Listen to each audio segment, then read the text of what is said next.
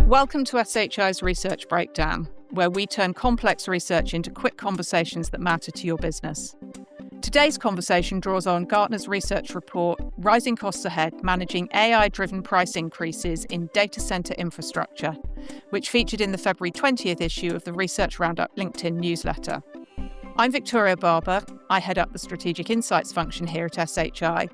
And today I'm joined by two of my colleagues, Russ Cantwell, who heads up our Strategic Technology Office, and Steve Troxell, Field CTO.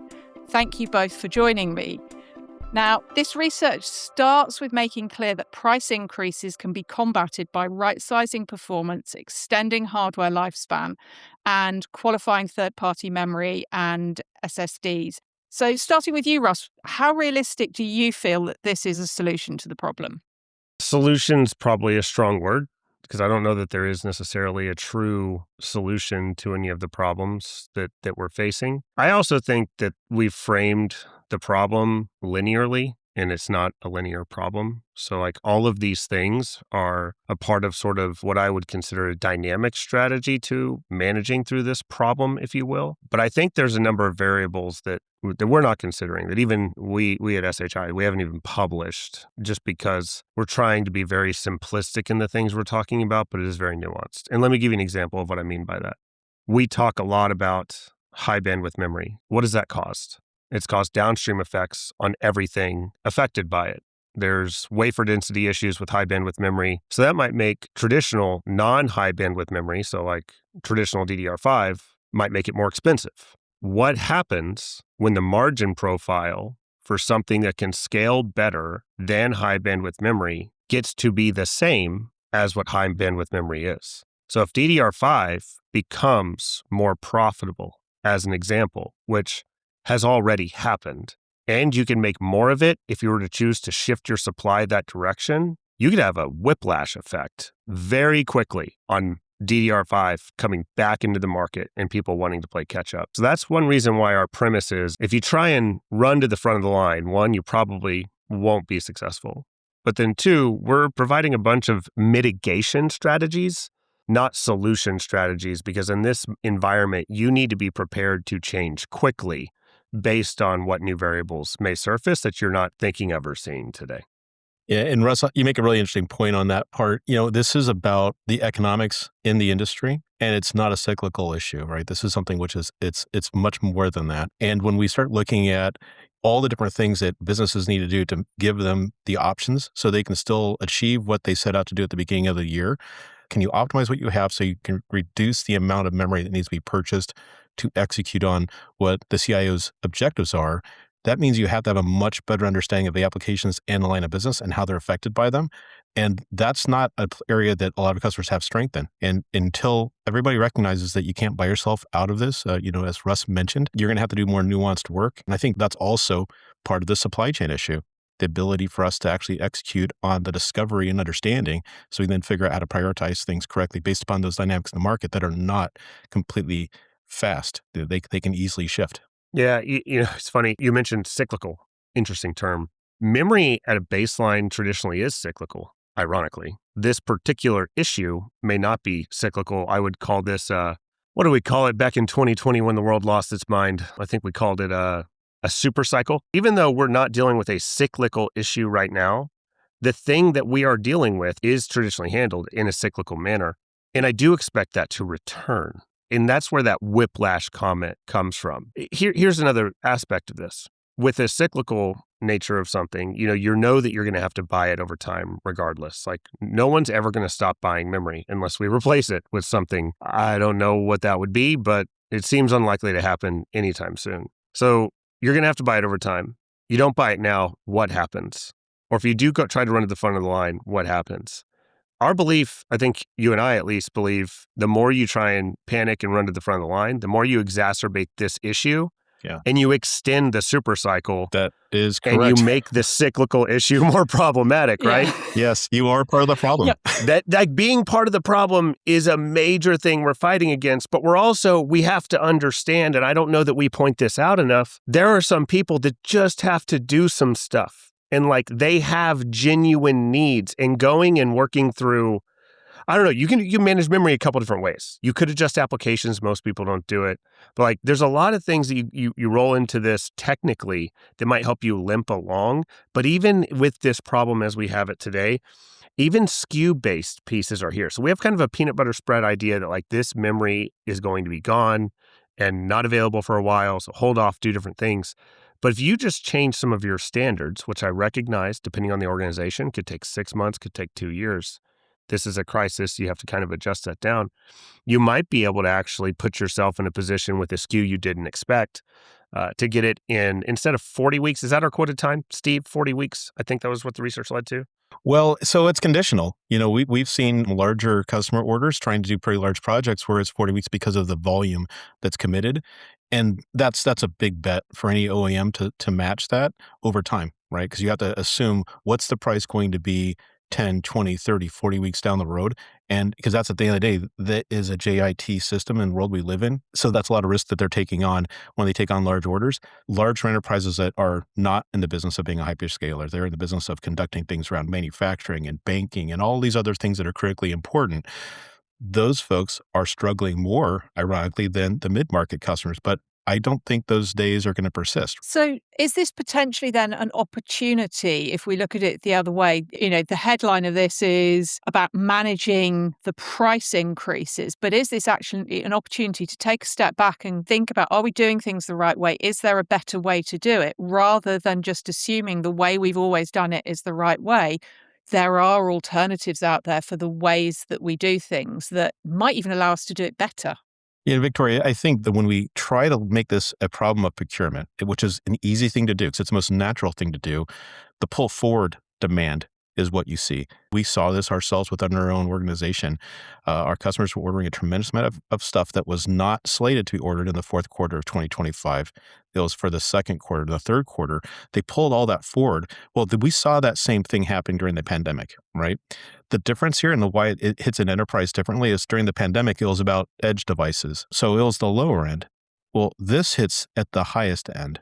So it has broader strategic impact of what customers are now concerned about because strategic projects are at risk. And because of that, there's less options available to them. So to your point, if this isn't something that the CIO's office is trying to navigate and getting all hands on deck to say we need to figure out how to do what we're doing today, but more efficiently, because the choice that we had associated to getting memory, those are effectively off the table.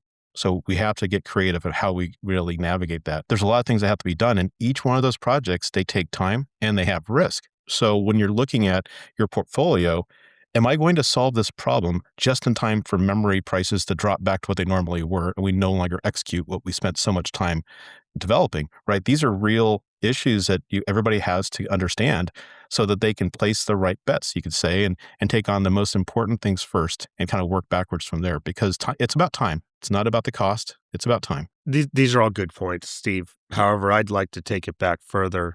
Victoria, your question, should we think about things differently? Yes. And I'm really hoping that we schedule 3 hours for this because I'm going to go on a bit of a diatribe that I feel incredibly strongly about. And I have been shown to be right on this particular area multiple times now recently, but I developed it about 16 or 17 years ago. I believe very strongly that IT's currency is rooted in only one thing, and that is the ability to make a change. And I believe that you have to plan for a specific performance requirement. It's not average.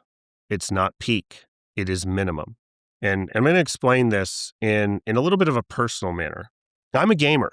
I'm sitting right next to my Falcon Northwest desktop PC that I have here to my bottom left. It is wildly over-engineered in every possible capacity. In this scenario, I design every one of my games that I play to run not at an average of a certain amount of frames per second, but at a minimum frames per second.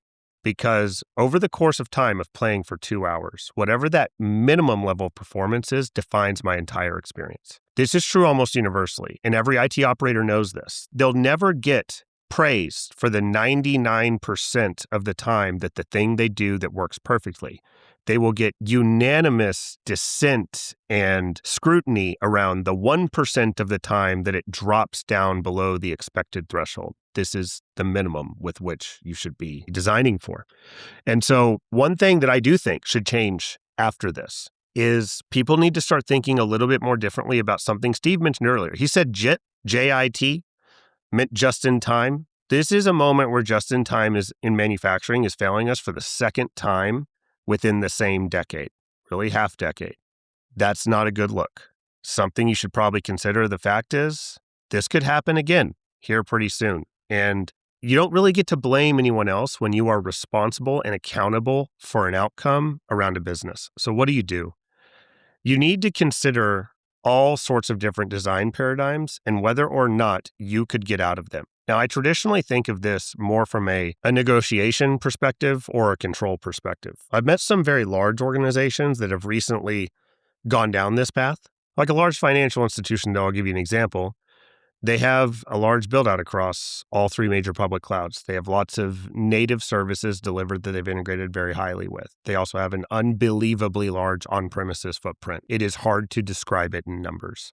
And one of the things that they have decided to do at the CIO level is to re-architect their applications so that they no longer are tied directly into the native services and they are running more so on top of them. They are abstracting them at a higher level. They're doing it explicitly because they've had outages in the public cloud that they had no control over. Now they have outages on premises that they do have control over.